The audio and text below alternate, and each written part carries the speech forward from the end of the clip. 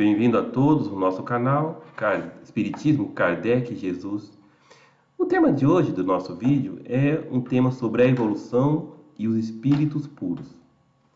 Primeiramente, a gente tem que definir o que é evolução. Evoluir significa melhorar no aspecto moral e no aspecto intelectual. Nós temos duas alavancas do nosso progresso espiritual: a inteligência, né, e os aspectos morais, quer dizer, a bondade, a cultura, a ciência.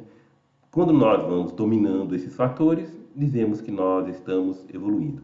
Então, pode-se evoluir intelectualmente, pode-se evoluir moralmente, e no final, nós temos que evoluir de ambos os aspectos. Temos que ter a evolução moral e temos que ter a evolução intelectual. Saber é importante, entender as coisas é importante para fazer o bem. O cientista, através da ciência, nós mesmos, podemos fazer o bem através da ciência. Se temos a caridade, se temos a humildade, nós podemos exercer o bem. Então, temos que realmente ter os dois aspectos da existência. Na questão 169 do Livro dos Espíritos, Kardec pergunta aos espíritos se o número de encarnações seria o mesmo para todos os espíritos. E os espíritos mesmos respondem não. O número de encarnações varia muito. A pessoa, o espírito de boa vontade, ele progride mais rapidamente e não tem que passar por tantas provas. O espírito que não desenvolve a inveja, que não desenvolve o rancor, que não desenvolve o ódio, evidentemente, ele não tem que passar por tantas amarguras, tantas tristezas que ele mesmo cria para si.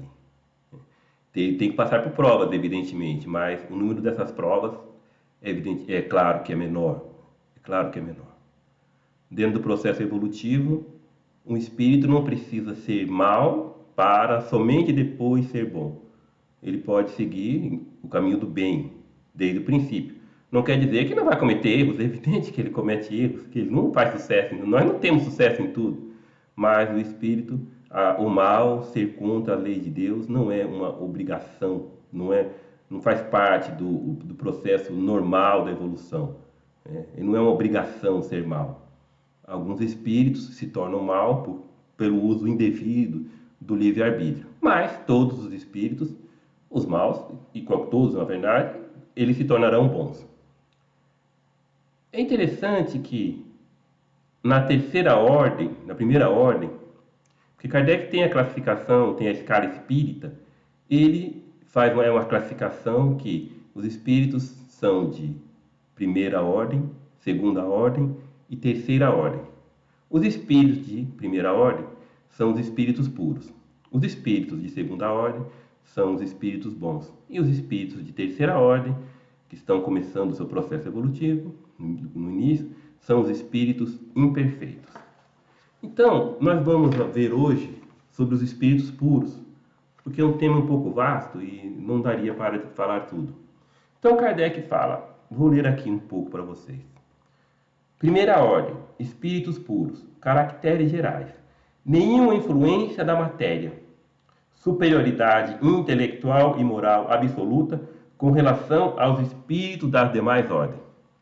Claro que um espírito puro tem uma superioridade intelectual absoluta sobre os outros, sobre nós, por exemplo, sobre os outros espíritos.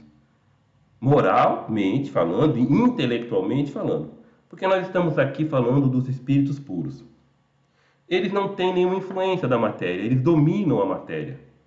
Dominam os elementos materiais, eles não têm apego aos aspectos materiais da existência, né? aos aspectos propriamente ligados à matéria. Eles já não têm, a matéria não tem essa influência, esse poder sobre eles. Na verdade, não tem nenhuma influência. E Kardec prossegue. Essa primeira classe, ou seja, a primeira ordem, classe única. Na verdade, as outras classes de espíritos imperfeitos têm subdivisões, mas os espíritos puros não têm subdivisões. O espírito de primeira classe é uma classe única, porque eles atingiram a perfeição. Quem atinge a perfeição não pode tornar-se melhor. Quando o espírito tem adquiriu em si mesmo o máximo de inteligência e o máximo de moralidade, ele é chamado de espírito puro. Né? Em outras tradições, pode ser chamado de seres angélicos, um dos nomes variam muito. Nas tradições hindus são chamados de devas, né? No catolicismo são chamados de serafins, que são os anjos de primeira grandeza. Mas essa não é a nomenclatura espírita. A nomenclatura espírita são espíritos puros. Os espíritos que a compõem percorreram todos os graus da escala e se despojaram de todas as impurezas da matéria. Tendo alcançado a soma de perfeição de que é suscetível a criatura, não tem mais que sofrer provas nem expiações, não estando mais sujeitos à reencarnação em corpos perecíveis, realizam a vida eterna no seio de Deus. Eles não estão mais sujeitos à encarnação. Não quer dizer que eles estejam proibidos de encarnar, que eles não podem. Está proibido. Não é isso. É que eles não precisam. Eles não precisam. Eles não são mais sujeitos à encarnação. Jesus era um espírito puro. Reencarnou por amor, não porque precisasse passar por provas ou expiações.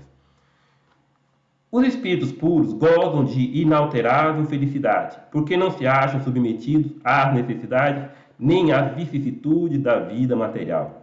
Essa felicidade, porém, não é a de uma ociosidade monótona a transcorrer em perpétua contemplação. Quer dizer, o espírito puro não é aquele que fica descansando, pelo contrário, o trabalho dele é intenso, né? E de acordo, claro, com a sua grandiosidade moral e intelectual. Eles são os mensageiros e os ministros de Deus, cujas ordens executam para a manutenção da harmonia universal. Na verdade, o que nós chamamos de leis físicas, leis isso, é uma ação dos espíritos superiores. Eles são os operários diretos de Deus. Por isso que ele fala, aqui Kardec fala, eles são os mensageiros e os ministros de Deus, cujas ordens executam. Que ordem? De Deus. Cujas ordens de Deus. Porque esses espíritos puros, eles têm a capacidade de entender, de compreender a divindade. Por isso que eles são os mensageiros e os ministros de Deus, cujas ordens executam para a manutenção da harmonia universal. Comandam a todos os espíritos que lhes são inferiores, auxiliam-nos na obra de seu aperfeiçoamento e lhes designam as suas missões.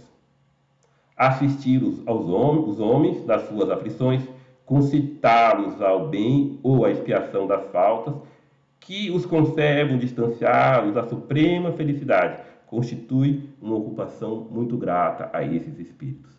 Quer dizer, eles orientam os outros espíritos nos seus processos expiatórios, nas suas missões. É uma escala que vai dos espíritos puros, passa pelos bons espíritos e chega aos espíritos imperfeitos.